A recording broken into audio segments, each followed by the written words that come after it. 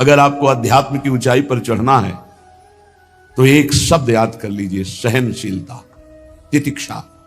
इसको सदैव जीवन में, एक श्लोक गंगा किनारे हमें जीने की सामर्थ्य देता था।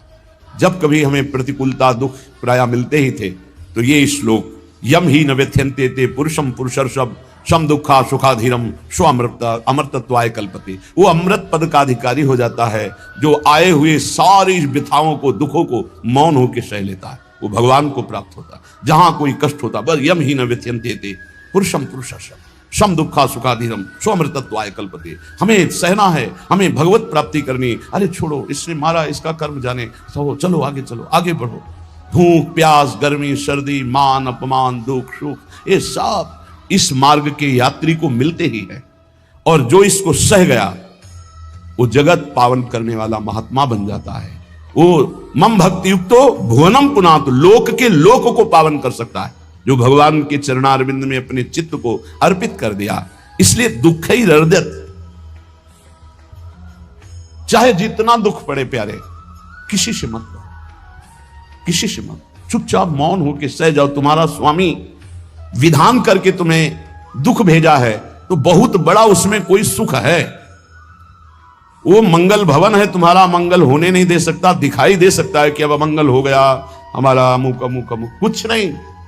धैर्य पूर्वक अपने मार्ग में सीधे चलते रहो। उसका विधान आया है, वो दुखद हो या सुखद, सुखद है तो हर्षित मत हो, दुखद है तो शोकित मत हो, आगे बढ़ो। देखो ये अध्यात्म है। ये कमर कस लो कि इस जन्म में मुझे इस भव समुद्र से पार होना ही है। ये जो कमजोर दिल के होते हैं ना, अनुकूलता जहां मिली तो बोले जब से हमने भक्ति शुरू की सब काम चकाचक बन रहे हैं। ये भक्ति का फल नहीं है, भूल मत करना। ये तुम्हारे सुकृत चल रहे हैं इसलिए है। और जिस दिन दुष्कृत का फल आएगा उस दिन भक्ति करते हुए भी कदम रखना मुश्किल हो जाएगा। पग पग पर तुम्हें दुख मिलेगा। इस सिद्धांत को समझ लीजिए तो कभी आप निराश नहीं होंगे, शूरवीर होकर आगे बढ़ते रहेंगे। जो हमारी भक्ति है नई फसल है, और इस फसल की जो आनंद वृत्ति है वो भगवदानंद है, ज्ञानानंद है, अखंडानंद है, प्रेमानंद है। वो ये भोगानंद नहीं है, विषयानंद नहीं कि भगवान की बड़ी कृपा जो चाहो वो भोग मिल गए। ये सुकृतों के फल है। ये सुकृत और दुष्कृत दोनों को यही नष्ट कर दो और निकल चलो भगवान की परम धाम में, जहां नित्य सेवा सुख का आनंद सहचरियां ले रही है। श्रीपाद कह रहे, संतर्जयस ताड़यन, कोई मुझे बहुत डांटे भर्त्सना करे और ताड़यन पिटाई भी कर दे, मुझे कुछ कभी शिकायत नहीं करनी प्रभु से। देख रहे हैं ना, वो उन्होंने विधान किया है ना कि इसको पीटो, तो हम चुपचाप पीट लेंगे, किसी से नहीं कहना। रहीमन मन की मन व्यथा रखिए मन में गोए, सुनिठ ले हैं लोग सब बांटने। इसीलिए असंगो हम, असंग किससे कहें अपने दुख सुख की बात। अपना दिल तो दिलवर को दे दिया, जो बीते सो दिल तो उनके पास है, वो तो जाने दुख सुख की बात, हम क्या जाने। हम तो बस आपके हैं। मौन, अपने विषय में न सुख की बात करे न दुख की, मौन बात करे तो प्रभु की करे, नहीं तो मौन। मान लीजिए अगर ये मौन आप धारण कर लेंगे तो निकल जाएंगे माया से, नहीं तो किसी की निंदा कर देंगे, किसी का ऐसा कटु वचन बोल देंगे, परुख वचन बोल देंगे, भजन छीण हो जाएगा, भजन करने की वृत्ति नष्ट हो जाएगी। सैकड़ों लोगों के प्रश्न है कि पहले भजन अच्छा होता था अब नहीं होता। उसमें दो बातें होती है, एक तो भजन की ऐसी भूख बढ़ गई है कि अब उतने भजन से नहीं और भजन होना चाहिए। ये उत्तम महापुरुषों की कृपा पात्र भक्तों की वृत्ति होती है। और एक होता है कि आपसे वैष्णव अपराध बन गया, कुसंग हो गया, इस कारण से ऐसा। अगर आपके हृदय में कोई दोष स्मृति नहीं हो, फिर भजन में ऐसा लगता है कि मेरे से बहुत कम भजन होता है, वैसा भजन नहीं होता जैसा होना। ऐसा बड़े बड़े महापुरुषों को भी अनुभव होता है। ये कोई निंदनीय बात नहीं है, वंदनीय बात है। पर वास्तविक यदि भजन नहीं हो रहा है, वास्तविक यदि आपका रुक गया है आनंद, तो आप ढूंढ लीजिए आपका भोजन गलत है, आपका संग गलत है, आपने कोई वैष्णव निंदा की है, बस यही कारण है। यही खोज लेना, यही सुधार कर लेना। किसी से क्षमा याचना की जरूरत नहीं, अंदर देखो और आचार्य गुरु से प्रार्थना करो, सब ठीक हो जाएगा। बड़े कृपालु है, जिन्होंने अपराधी मुझ जैसे को घसीटा तो अब अपराध बन जाएगा तो थोड़ी छोड़ देंगे वो। विश्वास कीजिए, उन्हीं से प्रार्थना कीजिए, नाथ यदि आपको अपराध मोचन कराना है तो भेज दीजिए मुझे उसके पास, या उसको बुला दीजिए, मैं पैर पकड़ लूं, हाथ जोड़ लूं यदि अपराध बन गया। और यदि आप चाहें तो आप क्षमा कर दें, आगे से सावधान रहेंगे। बड़े कृपालु हैं प्रभु, क्षमा कर देते। भजन की वृत्ति को रुकना, ये सहन मत कीजिए। समय नहीं है कि आज नहीं तो कल भजन चल पड़ेगा, नहीं, तुरंत वाचिक में आ जाइए, तुरंत वाणियों का गायन कीजिए, नाम कीर्तन कीजिए, ढूंढिए अपराध क्या बना जो आंतरिक हमारा भजन रुक गया, और प्रभु से प्रार्थना करके उसको चलवाइए, वो बड़े कृपालु है, क्षमा कर देंगे। अगर आपने प्रगट में किसी का अपराध किया और वो उपस्थित हो तो जाओ, उनके चरण पकड़ो, उनसे प्रार्थना करो। भजन का रुकना सहन मत करो। बहुत कठिन है भजन करके भगवत प्राप्ति करना। वो हमारे अंदर सरलता पूर्वक भजन चल रहा है, उसको बचाओ। किसी की निंदा मत करना, किसी की अवहेलना मत करना। तुम्हारी कोई निंदा करे, तुम्हारी अवहेलना करे, सह जाना, कह रहे हैं, इसमें कह रहे हैं संतर्जय ताड़यन बंधनन। यदि वो कहीं मुझे बांध दें, मैं बंधना भी स्वीकार कर लूंगा। ऐसा भक्तों को कोई बांधता है क्या? हाँ, बांध देते हैं। तितिक्ष ब्राह्मण की कथा में पढ़िए, उसको बांध दिया। एक सखी बहुत भजनानंदी थी, उसके परिवार के लोग रोज उसे पीटते थे और उसे बांध देते थे। सखुबाई नाम उसका सखी का था। एक सखी बहुत नागरीदास जी के संग में रहकर भजन की वृत्ति उच्च कोटि की सीखी थी, भागमती बाई। उनके पति ही उनके ऊपर सैया लगाकर नई नवीन रानी के साथ बैठते हुए सब पिटाई करते, इतना कष्ट देते, पर वो उच्च कोटि की ऐसी महान वक्ता, परम सिद्ध बरसाने के जो वास करने वाले अपने नागरीदास जी थे, हरिवंश महाप्रभु के शरणागत, उनके सत्संग से ऐसी उच्च कोटि की दशा प्राप्त हुई, उसे कोई फर्क नहीं पड़ा। उसके कष्ट देने के लिए उसके ऊपर सैया लगाते, राजा थे, और नवीन रानी के साथ उसके ऊपर बैठते, उपद्रव करते, मारते पीटते, लेकिन वो सम रहती। संतर्जय ताड़यन बंधनन, शांत। वो देख रहा है, बस तुमको यही सोचना, वो देख रहा है, मेरा स्वामी देख रहा है। वो देखते हुए मौन है ना, वो चाह रहा है ना, तो तेरा किया मीठा लगे। बस बात समझ लो, इतना तो बहुत बड़ी वस्तु प्राप्त होगी, बहुत बड़ी। एक मिट्टी जब कुम्हार को अर्पित हो जाती है तो पीट पीट कर एक छोटा राई भर भी दाना नहीं रहने देता, क्योंकि राई भर भी अगर दाना रहा वहीं से मटकी फूट जाएगी, राई भर भी अहंकार रहा वहीं से भक्ति रस निकल जाएगा।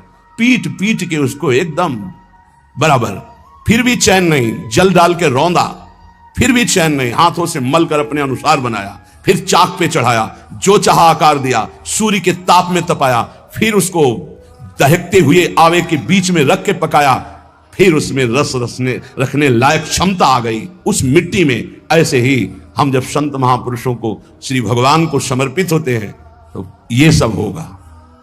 रस रखने लायक हृदय तभी होता है जब आवे में तपता है, इसलिए तैयार रहो। तभी नागरीदास जी ने कहा, बड़ो ही कठिन है भजन ढिग डरिबो। एक सूरवीर योद्धा की तरह जैसे उसके अंग घाव से युक्त होते हैं, वो कदम पीछे नहीं आगे ही बढ़ाता है, ऐसे भजनानंदी चाहिए। चाहे मुझे चोर कहा जाए, पतित कहा जाए, गाली दिया जाए, मुझे मारा जाए, बांध लिया जाए, तो भी मैं भगवान पर दोषारोपण नहीं करूंगा। मैं यही निश्चय करूंगा, प्रभु मेरे देख रहे हैं, जोई जोई प्यारो करे सोई मोई भावे, उनका विधान परम मंगलमय है। अंतः क्लेश मतीव दुस्सह तरम प्राप्नोति नाना विधि। मुझे अंदर से भी बहुत पीड़ा दी जाए, काम पीड़ा, क्रोध पीड़ा, लोग बाहर से तो ये दिया जाए और अंदर से भी ये दिया जाए, तो भी हे प्रिया जो आपसे नहीं कहूंगा। प्रेम में कभी शिकवा शिकायत नहीं होती, ना इष्ट से, और अपने प्रीतम के विधान से दिए हुए कष्ट को हम दूसरे से कह दें, धिक्कार है हमारी प्रीति को। प्रीतम सहावे और मैं दूसरे से शिकायत करूं? नहीं, हर विधान आपका सहूं। ये प्रेम है मस्ती का, ये लज्जू पंजू ऐसे काम नहीं है इनके। ये तो देखते हैं पैर धर के, अगर गर्म लगा तो हटा लेंगे, मत रखना गर्म ही गर्म है। और छाती मजबूत करके कि आग पे चलूंगा, तो पैर रखोगे तो चंदन हो जाएगा आग में भी। पूरे जीवन की बात कह रहा हूं, पूरे जीवन की। सोचो उस समय जब 13 वर्ष की अवस्था है और घर से निकले थे, कोई साथी नहीं है, कोई समझाने वाला नहीं, और आज इतना जीवन हो गया, इसी यार के सहारे हुआ है। इसी यार, ना 1 रुपया कभी था, न रहा है, न रहेगा। प्रेमानंद का 1 रुपया नहीं है, प्रेमानंद की एक वस्तु नहीं, ना रहा ना रहेगा। हाँ, प्रेमानंद की सब वस्तुएं हैं, ना होते हुए भी पूरा विश्व मेरा। क्यों? प्रेमानंद भगवान का है। भगवदानंद को प्रेमानंद कहते, वही संपत्ति। जीवन भर एक ही साथी रहा है, और हे नाथ ऐसी कृपा करना, अब दूसरा साथी बने ना। अब आओ तो मृत्यु रूप में ही आओ, और किसी रूप में मत आना। साथी हो तो आपका साथ हो, सर्वहरण करने वालों में मैं मृत्यु हूं, बस उस रूप का इंतजार है। आओ उस रूप में और समेट लो अपनी लीला। बस कभी किसी से शिकायत, कभी किसी ने कैसे हो, आनंद है। नहीं सुना है किडनी खराब है तो सुना ही होगा, कोई दुख नहीं, कोई दुख नहीं। वर्तमान दुख वर्तमान के आनंद से बहुत छोटा है। क्या दुख है? स्वामी के द्वारा दिया हो। ये आप हमारी प्रार्थना मान लीजिए इस मार्ग में चलने पर जो दुख मिले कभी किसी से कहना नहीं, नहीं तो प्रीति में कलंक लग जाएगा, वो तुम्हें प्रभु से हटा देगा। नहीं, रहीमन मन की मन व्यथा रखिए मन में गोए, सुनि चले है लोग सब बाट न लिए। ये भगवत मार्ग सूरवीरों का मार्ग। कभी अपनी आंतर व्यथा को किसी से मत कहो। जीवन में अगर कोई हमें कष्ट दे रहा है तो हमारा कर्म है, ना कि कोई व्यक्ति। ये बिल्कुल सिद्धांत तक चर्चा समझ लो। वही व्यक्ति जो मुझे द्वेष करता, वही व्यक्ति जो मुझे कष्ट और दंड देता, वही व्यक्ति प्रणाम करके छाती से लगाकर आंसुओं की धारा से अभिषिक्त किया, तो वो व्यक्ति था या कर्म? जब कर्म भोग हो गया तो वही हृदय से लगा के अश्रुधारा से क्षमा कीजिए, बहुत ऐसा ऐसा। नहीं, आप तो बड़ी कृपा की। व्यक्ति कभी कष्ट नहीं देता, मेरा कर्म उसके ऊपर सवार होकर मुझे दंड देता, इसलिए मैं किससे कहूं? अपनी जबान से दांत कट जाए तो किससे कहूं? ये जो दांत, इससे जबान हमारी पीड़ा को किससे कहूं? अपने हाथ से चोट लग जाए किसको कहूं? ऐसे सब आत्मा स्वरूप हैं, हमारा कर्म ही उनके ऊपर सवार होकर हमें दंड दे रहा है। इसलिए भाई श्रीपाद का सिद्धांत जो कह रहे कि अगर भगवत प्रेम प्राप्त करना है तो मुंह बंद। 22 बाजार में कोड़े मारे गए, एक बार भी श्री कृष्ण से नहीं कहा। पूज्य भाई जी महाराज के जीवन कष्टमय, कभी श्री कृष्ण से नहीं। बाबा नहीं सह पाए, बाबा ने श्री कृष्ण से कहा, श्री कृष्ण चंद्रजू से, ये क्या है, इतना कष्ट क्यों दे रहे हो उनके शरीर को? मुस्कुरा दिए, बोले मैं नहीं दे रहा हूं, ये तुम्हारे कर्म का फल भाई जी भोग रहे हैं। ऐसा? बोले हाँ। सीधे अस्पताल गए, भाई जी से कहा ये आप हमारा प्रारब्ध क्यों भोग रहे हैं? तो कहा आज ये कौन सा खेल रच रहे हो बाबा, क्या बात कर रहे हो? जीव का अपना कर्म भोगना होता है या किसी और का निजीकृत कर्म भोग? तो उनका आप हमको बहका नहीं सकते, हमें परम तत्व से पता चला है कि आप हमारे कर्म। तो हंस दिए भाई जी और बोले देखो हमें कोई फर्क नहीं पड़ता, आपको फर्क पड़ जाता। आप चढ़ो, जिस साधना की चढ़ाई पर चढ़ रहे हो चढ़ो, मंगलमय श्री कृष्ण तुम्हारी यात्रा को पूर्ण करें। हम तो अस्पताल में पड़े पड़े प्रिया प्रीतम के साथ खेल रहे हैं, कोई फर्क नहीं पड़ रहा। ये बड़े महापुरुषों ने अपने कष्ट की तो बात जाने दो, दूसरों के कष्टों को लेकर भोगाए। हम जरा सा कष्ट आ जाए तो बोले हमारी अंदर श्रद्धा थी अब खत्म हो रही क्योंकि कष्ट आने लगा। उसमें भगवान का क्या दोष है? वो तो बड़े कृपालु हैं कि ऐसे पापात्मा होने पर भी मुझे महात्माओं का संग दिया, धाम का वास दे रहे, नाम जपवा रहे हैं। अब हमारे पूर्व प्रारब्ध हमें कष्ट दे रहे हैं, इस समय भी वो हमें दुलार कर रहे हैं। जीव समझता नहीं, केवल दोषारोपण भगवान और भगवत मार्ग पर कर देता है। इसलिए उपासक को अंतः क्लेशमति व दुस्सहतरम, ये जो आप काम क्रोध से जल रहे हो ना, ये तपस्या है, इसका बहुत बड़ा लाभ मिलेगा।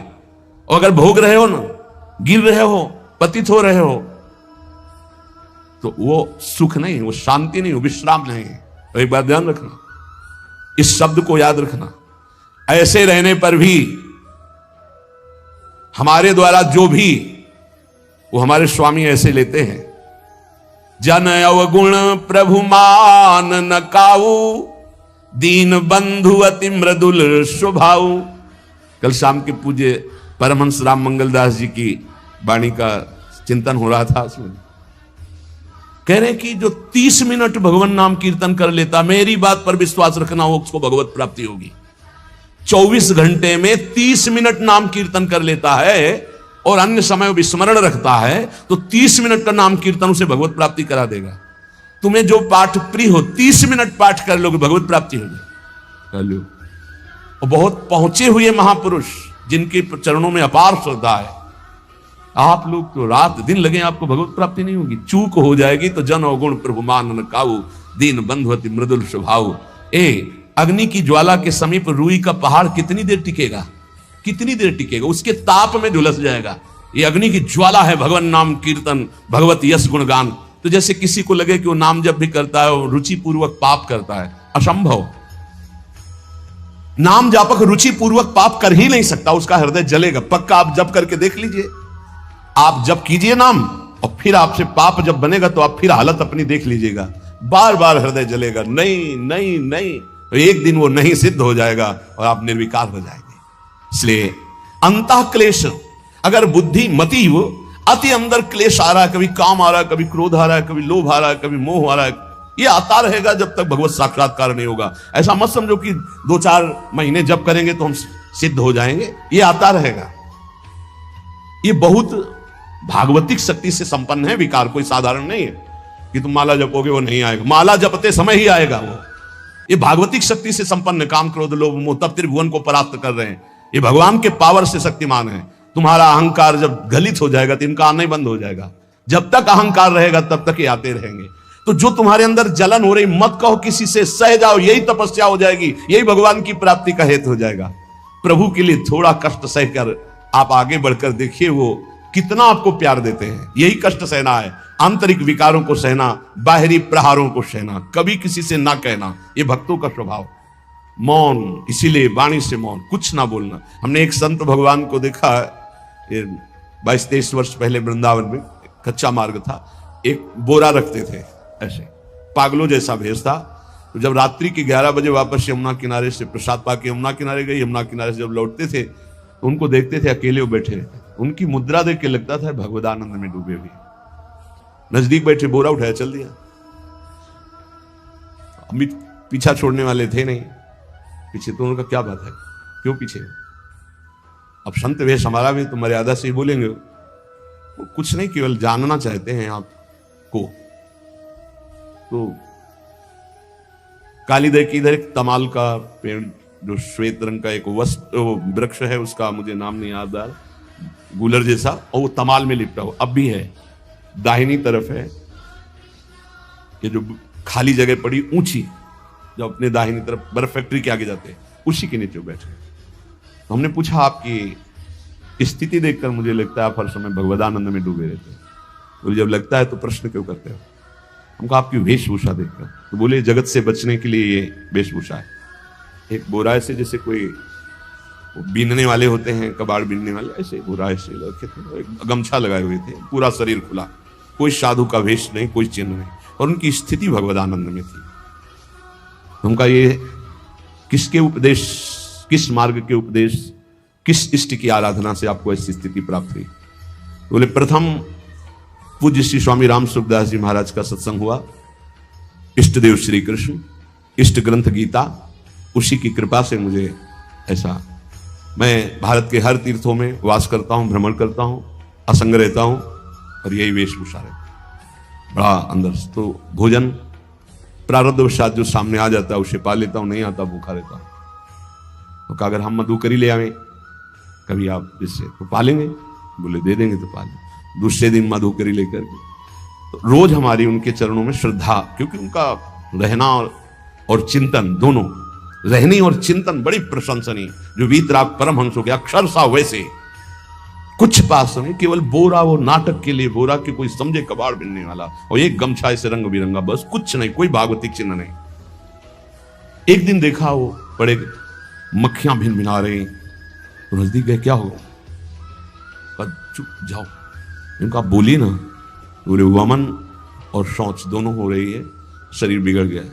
तो हमका औषधि के लिए हम व्यवस्था, बोले इसलिए कह रहा हूं आप बच जाइए। हमका हमें बता तो दीजिए क्यों नहीं? तो बोले आया हुआ प्रारब्ध है, इसको हंस के भोगना है। ऐसे कोने में साइड में ऐसे पेड़ के किनारे पड़े, 2-4-10 दिन जो भी व्यवस्था उनकी बनी, फिर वो हमको दर्शन नहीं मिले, अन्य तीर्थों में चले गए होंगे। ऐसा महापुरुष, क्या हम अपने शरीर को इतना प्यार करें कि भगवान से श्रद्धा हो जाए, भक्ति मार्ग में हम लड़खड़ा जाए? फिर सत्संगी किस बात का?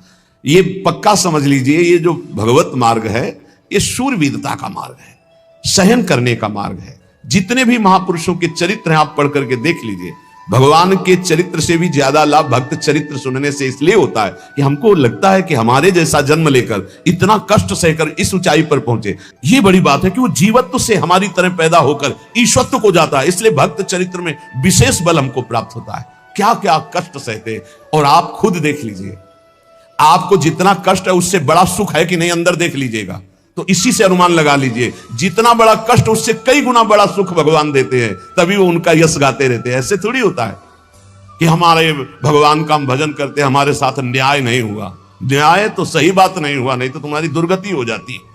सही बात में उन्होंने न्याय नहीं किया, पक्षपात किया है तुम्हारा। अगर वो सही न्याय करते तो ईमानदारी से कहते हैं, केवल नरक के कीड़ा ही बनना पड़ता और कुछ नहीं है। खूब देख लो, डबल चेहरा होता है, एक सामने का चेहरा देख रहे हो और एक एकांत का चेहरा होता है, डबल चेहरा होता है। और भगवान डबल रखो चाहे तिबल, सब देखते हैं। सब हम बैठे हुए देख लो ईमानदारी से वृंदावन की भूमि में, एक चेहरा है जय श्री राधे, और एक चेहरा है जो राक्षस है अंदर बैठा, देख लो अंदर देख लो, बिल्कुल इस समय सीसी कैमरे में हो, अंदर देख लो, एक राक्षस बैठा है और उस राक्षस ने जो जो करवाया आप लिखो रजिस्टर में, तुम्हें याद है जितना, और इसके बाद आप न्यायाधीश बनो, फिर आपकी क्या दुर्गति होती उसका। इससे ऐसे होता है, हे प्रभु, तभी त्राहिमाम मचता है, तब उनकी कृपा नजर आती है कि बोले भगवान ने न्याय नहीं किया। हम कहते सच्ची बात तुम कह रहे हो प्यारे, न्याय नहीं किया इसीलिए बचे हुए हो, अगर वो न्याय कर देता, पक्षपात न लेता तुम्हारा, तब तुम्हारे होश उड़ते, चाहे जो कोई हो, अपना रजिस्टर जांच के देख लो। इसलिए कहते हैं कि सबकी जीवनी शुक्ल पक्ष की लिखी जाती है, कृष्ण पक्ष की तो केवल उसी की छाती जानती है, दूसरा नहीं। हृदय में जितने विकार, हृदय में जितना अंधकार, हृदय में जितना कूड़ा करकट, वो तो हम जानते हैं कि हमारी स्वामिनी की कृपा ने कितना निर्मल किया है। तब उनकी स्वामिनी जू मुझ जैसे अपराधी के अपराधों का विस्मरण करके आप ऐसी कृपा, तो आपको लगता है कि संतों की एक दैन्य भाषा होती नहीं, ईमानदारी से संत कभी झूठ नहीं बोलते। जैसे कह रहे हैं कि मौसम कौन कुटिल खलकामी, तो अंतर यह होता है कि आंख में जैसे थोड़ा पड़े तो बहुत बुरा लगता है, और पीठ में इतना बड़ा तिनका चला जाए तो कुछ समझ में नहीं आता। संतों का हृदय आंख जैसा होता है, थोड़ी सी भी गलती में हाय हाय मच जाता है, धिक्कार है तुम्हारे जीवन को, अपने को तुम क्या समझते हो, क्या है तुम्हारे अंदर विचार। और जो मलिन अंतःकरण वाला था, भारी भारी पाप करके भी उसको पश्चाताप नहीं होता। संत जनों को एक पाप की जरा सी वृत्ति की आभास स्फुरना, वो पूरा पाप नजर आने लगता है उनको, क्योंकि इतना निर्मल हृदय होता है। तो सच्ची कहते हैं कि जैसे घोड़ों की लगाम पकड़े हुए श्री कृष्ण अर्जुन की बैठे हैं, ऐसे अपने भक्तों की लगाम पकड़कर बैठ जाते हैं, तो यात्रा अध्यात्म की ऊंचाई की चलती, किसी की सामर्थ्य नहीं। इसलिए सब भक्त ऐसे तो आपको मिलेंगे। जहां सामर्थ्य की बात है वहां केवल श्री भगवान की कृपा है। इसलिए बाहर की पीड़ा और अंतर की पीड़ा अपने प्रीतम के द्वारा दी हुई मानकर सह जाओ, तो आगे प्रीतम तुम्हारा स्वागत करने के लिए खड़े, पक्का समझ लेना, पक्का। और वो देंगे ये पीड़ा, क्यों देंगे? इसी पीड़ा में पता चलता है कि तुम्हारे मन की सुई किधर जा रही। प्रताप राय जी महाभागवत थे, बड़ा चरित्र है। उनके यहां एक व्यापार चलता था कुल परंपरा से कि आपको अगर रुपए की जरूरत है तो आप अपना स्वर्ण आभूषण या कुछ रख जाइए गिरवी, और रुपया ले जाइए, और ब्याज से तो रुपया दे जाइए, और अपने मूल गिरवी ले जाइए जो रख के गए हो। यही उनकी कुल परंपरा से था। तो उसी के आधार पर वो कुल परंपरागत कर्म कर रहे थे, निरंतर नाम जब भगवत आराधन में मगन। अब नाम जब भगवत आराधना और ईमानदारी से कार्य, तो बड़ा सब खूब धन संपत्ति, बहुत आनंद, और भक्तजनों के खूब भोजन होते, भंडारे होते। तो जो चिढ़ने वाले जलने वाले लोग हैं वो जलते थे कि करता तो ये कुछ है नहीं, खूब जय जय मच रही है चारों तरफ, इसको नष्ट किया जाए। ये किसने बीज बोया? अरे बोले दुष्ट स्वभाव ने। नहीं नहीं नहीं नहीं, भगवान ने। किनको हुस्काया? डंडे को। क्यों? अब झंडा फहराओ मेरे भक्त के यश का। उनके हृदय में जलन हुई। वहां का काजी और मिल गए 3 लोग, और उन्होंने कहा कि इसको नष्ट किया जाए। बोले बस आप सहयोग दो, नष्ट तो पक्का। बोले कैसे? बोले प्लान तो सब हमारा बन गया है। अब झोली में कंकड़ भरे। प्रताप राय जी बेटी का ब्याह है, 10,000 मुद्रा चाहिए। बोले गिरवी? बोले है स्वर्ण मुद्राएं। अब वो इतने ईमानदार विश्वास, बोले बॉक्स रखा रहता है उसी में रख दो, दस्तखत करो, 10,000 रुपए लो, ब्याज से दे जाना, अपना ले जाना। थोड़ी देर बाद दूसरा आया ऐसे, फिर तीसरा आया, वो तो उनका व्यापारी था। 5 दिन बाद वापस आया और काम बन गया, ब्याज सहित ये रुपए लो, हमारा आभूषण वापस करो। बोले जहां रख गए थे वैसे उठा लो। बॉक्स से उठाया ऐसे। अरे देखो कितना नाटक करता है, माला जपता है, भगत बनता है, हमारे स्वर्ण आभूषण हटाकर कंकड़ पत्थर भर दिए। अब लोग तो आश्चर्यचकित हो रहे थे कि ये भगत जी तो ऐसे है नहीं। इतने में दूसरा आया, उसने भी वही नाटक शुरू। तीसरा आया, उसे अब तो पक्का हो गया कि पाखंड करता है। लोगों की श्रद्धा को कपूर कहा गया है। कपूर ऐसे बाहर रखो ना तो उड़ जाता है ना, ऐसे ही श्रद्धा है। अगर उसको आप मजबूती, विश्वास की मजबूती में नहीं रखोगे तो श्रद्धा उड़ जाएगी। अब तो सब कहने लगे कि प्रताप राय तो बहुत ही पाखंडी निकला।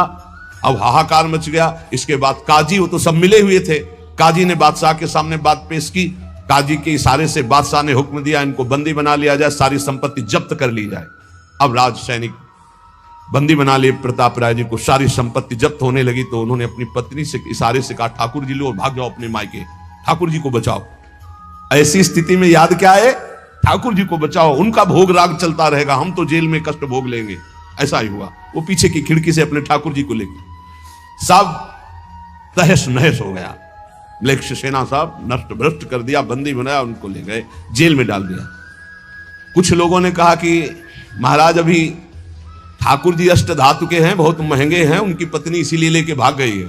मायके से पत्नी को भी बंदी बनाया, ठाकुर जी को भी संपत्ति के रूप में जब्त किया, और जहां संपत्ति थी वहां गोदाम में ठाकुर जी को ऐसे जैसे संपत्ति डाल दी वैसे डाल दी। जब पत्नी नजदीक हथकड़ी बेड़ियों के सहित और वो तब एकांत जब हुए तो उनका प्रभु आज तक मैंने कभी आपसे मांगा नहीं और कोई शिकायत नहीं की, बस एक कष्ट है इस समय कि आपको गोदाम में डाल दिया गया है, हम प्राणों से अधिक आपको प्यार करते हैं और आपको भोग नहीं लगेगा, आपकी सेवा नहीं होगी, ये हम बर्दाश्त नहीं करेंगे। प्रभु कुछ उपाय करो जिससे आपकी सेवा, अगर हमें ये पता भी चल जाएगा कि आपको भोग लग रहा है तो आजीवन हम पति पत्नी को जेल में रखो, मुझे कोई कष्ट नहीं। प्रभु ये सब कुछ हुआ, मुझे कोई कष्ट नहीं, आपको भोग नहीं लगेगा, इस बात से मैं जीवित नहीं रह पाऊंगा। भगवान देर थोड़ी लगी युगल सरकार गलवैया दिए हुए, इस स्थिति में भी तुम्हें मेरी चिंता है, तुम्हें अपने अपमान की, अपनी संपत्ति जब्त की, अपने जेल की दुख की कोई चिंता नहीं, मेरी चिंता है। वही साक्षात्कार हुआ। अब तत्काल, अब वो तो चाबी बदलने वाले हैं ना, ज्ञानी मूढ़ न कोय जस जय का रघुपत करे तस ताही क्षण होए, बोले भियस महेश तब ज्ञानी मूढ़ न कोय। उस वहां का जमींदार जो था उसने कहा ऐसा हो ही नहीं सकता, यह सब गलत है, पाखंड रचा गया है प्रताप राय जी के प्रति। बादशाह के सामने विरोध प्रकट कर दिया, नहीं सही जानकारी जांच हो। बादशाह ने उन तीनों को बुलाया और कहा फांसी पे चढ़ा देंगे यदि सही नहीं बोलोगे। सही सही बोल दिया कि उसमें हम सोना तो रखे नहीं था, कंकड़ रखे थे। काजी की ये सब बात थी। काजी को दंड दिया गया, तीनों को बंदी बना लिया गया, प्रताप राय जी को पूरा नुकसान सहित सब अर्थ दिया गया और बड़ा सम्मान किया गया। फिर जीवन, ये घटनाएं भक्तों के जीवन में आती है किस लिए? भगवत साक्षात्कार कराने। भगवत साक्षात्कार जेल में प्रताप राय और उनकी पत्नी को हुआ। इसलिए उपासक को कितनी भी परिस्थिति कष्ट की आवे, वो तुम्हारे आनंद का वर्धन करने वाले बनेगी, विश्वास रख लीजिए। बस किसी से सहयोग मत मांगना और किसी को अपनी बात मत कहना। प्रताप राय जी ने किसी से भी नहीं कहा, कुछ भी नहीं बोले, केवल प्रभु से कहा कि आपकी सेवा अगर हमको कान में सुनने को मिल जाएगी कि आपका भोग लग रहा है तो मुझे कोई कष्ट नहीं होगा, लेकिन ये मैं नहीं सह पाऊंगा कि आप गोदाम में ऐसे, क्योंकि मैं जीवन भर आपको दुलार करता रहा हूं प्रभु। अब वही भगवत साक्षात। तुम्हारी सुई कहां जाती है? मन की। कष्ट की स्थिति में कोई मित्र, कोई रिश्ते नातेदार, कोई पावर काम आता है या भगवान की तरफ जा। अगर भगवान की तरफ तो जीत गए, और अगर संसार की तरफ ऐसे भी मिलने में आप बिल्कुल फोन कर देना, हम तुम्हें अमर कर देंगे, नहीं फाड़ के फोन नंबर फेंक देना कि हम रखेंगे भी नहीं ऐसा नंबर। जब कोई नंबर नहीं होता तब हरि का नंबर लगता है। जिसके पास किसी का फोन नंबर नहीं होता उसका हरि का नंबर लगता है। ध्यान दे दो, कलयुग है इसीलिए सबके पास नंबर भेज दिया है। सबके पास नंबर है क्योंकि हरि से फोन नहीं कर सकते। हरि का फोन जानते हो कैसा होता है? जब आर्थ होकर अनाथ भाव से असरण कोई नहीं मेरा तब हा नाथ, वो फोन नंबर। भाव से मुझको पुकारे तो भाव से बेड़ा पार है, भाव पूरित टेर ही करती मुझे लाचार है। भाव बिना भगवान आवाजें नहीं सुनते, भाव सुनी पुकार भगवान नहीं सुनते। भाव कब आता है? बाजार में थोड़ी मिलता है। किसी से हमारा संबंध नहीं।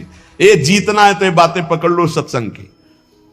कोई विपत्ति दुख आने पर अगर किसी का नंबर आपको याद आवे कि अगर हमें विपत्ति आएगी तो कौन सा नंबर याद आएगा? बोले अमुक का, उसको डिलीट कर दो। नहीं, अमुक का नंबर नहीं रखेंगे हम, श्री जी का। श्री जी का नंबर क्या है बताया तुम्हें? क्या है? बस कोई नंबर नहीं तो श्री जी का नंबर। हे लाडली, हे प्रिया, कोई है ही नहीं, अब अपना कोई है ही नहीं तो कौन है? सच्ची बताते हैं, एकदम नंबर। 1 घंटी में फोन उठा लिया जाता है, 1 घंटी। गजेंद्र ने जब देखा कि कोई मेरा सहयोगी नहीं, हरी री नहीं पहुंच पाया, काम हो गया। हरि पूरा नहीं कर पाए, काम हो गए। गोविंद यही प्रकट हो गए, वस्त्रावतार। ये नंबर है हरि का। जब तक पांडवों की तरफ, भीष्म की तरफ नंबर नहीं लगा, दांत तक पकड़ा नंबर नहीं लगा, और जब छोड़ दिया कहा गोविंद, बस नंबर लग गया। ये है भगवान को पुकारना, ये है भगवान तक आवाज पहुंचाना। कोई हमारा नहीं, यही तो हमारी साधना है। और यहां मार नंबर लिखे चले जा रहे हैं, व्यवहार बनाए चले जा रहे हैं, डायरी बनाए चले जा रहे हैं, इतने नंबर। अरे सब क्या करोगे? ये सब नरक पहुंचाएंगे नंबर।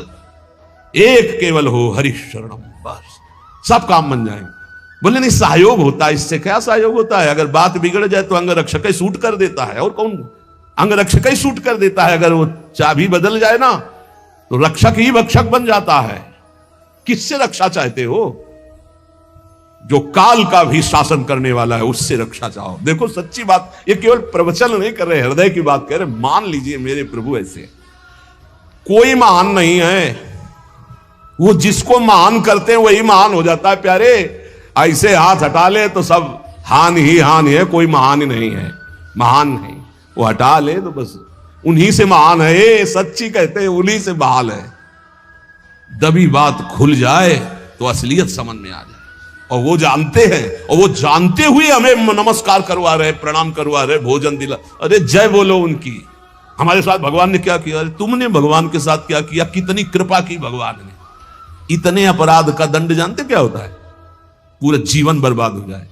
और यहां पूरे जीवन अपराध कर रहे हो, जीवन आबाद किए हुए हैं ऐसे प्रभु के प्रति। ये हम इसलिए कह रहे हैं, जो कहते हैं ना हमारी भगवान पर श्रद्धा नहीं रहेगी तो तुम्हारे ऊपर हमारी श्रद्धा नहीं रहेगी। देखो ना कहां श्रद्धा लायक हो तुम, क्या हो तुम। ये हम असलियत कह रहे हैं। ऊपर से चिकना चुपड़ा, अंदर से सब गंदा होता है। भगवान बचावे, नहीं तो मना खष्टान इंद्रियाणि प्रकृति स्थान कर सती। दुर्गति वाले काम होते हैं, दुर्गति वाले। आप जो भी देख रहे हो केवल कृपा देख रहे हो। अगर वो कृपा हट जाए तो कुछ नहीं देखने लायक किसी में भी। जहां कहीं कुछ भी है वो मति की रति गति भूति भलाई। जब जेहि जतन जहां जेहि पाई, सो जानो सत्संग प्रभाव। लो कहूं वेद न आन पाऊ। इसलिए हम कहते हैं ये मत कहो मुझे भगवान पे श्रद्धा नहीं रह गई। भगवान की इतनी कृपा है, हम कैसे तुम्हें बताएं। कृपा ही कृपा है कि वो न्याय ठीक से नहीं करते। किनके साथ? एक बार जो कह दे राधा, एक बार हरि, एक बार कृष्ण, तो पक्षपात ले लेते हैं। अगर पक्षपात ना लेते, ठीक से न्याय करते तो करोड़ों कल्प रौरव नरक मिलता, फिर भी उद्धार नहीं होता। ऐसे आचरण सबके अंदर है, देख लो। 15 मिनट के अपराध से जीवन भर आपको भारत की जेल में सड़ना पड़ेगा। वो ऐसे कितने अपराध हैं उनका, जिनको तुम इस कानून से अनुमान लगा सकते हो। वैसे कितने अपराध किए, लेकिन स्वामी ने कभी एक चाटा नहीं लगने दिया और निकाल करके आपको परम पद की तरफ ले जा रहे। कृपा नहीं दिखाई दे रही? तुम सत्संग, नाम जप, भगवत यश गायन, भगवत लीला, भगवत धाम, ये तुम्हारी साधना का फल है क्या? ये कृपा का फल है। तुम अपने को देखो और कृपा को देखो तो यही बलिहारी जाएगी कि जासु कृपा नहीं कृपा आघाती। जिनकी कृपा कृपा करने से आघाती ही नहीं है। इसलिए अंतः क्लेशमति व दुस्सहतरम प्राप्नोति नाना विधि। नाना विधान से यदि अंतर बाहर कष्ट मिले तो चुपचाप सह जाना, राधा राधा राधा। आगे बढ़ोगे तो भगवत प्राप्ति हो जाएगी।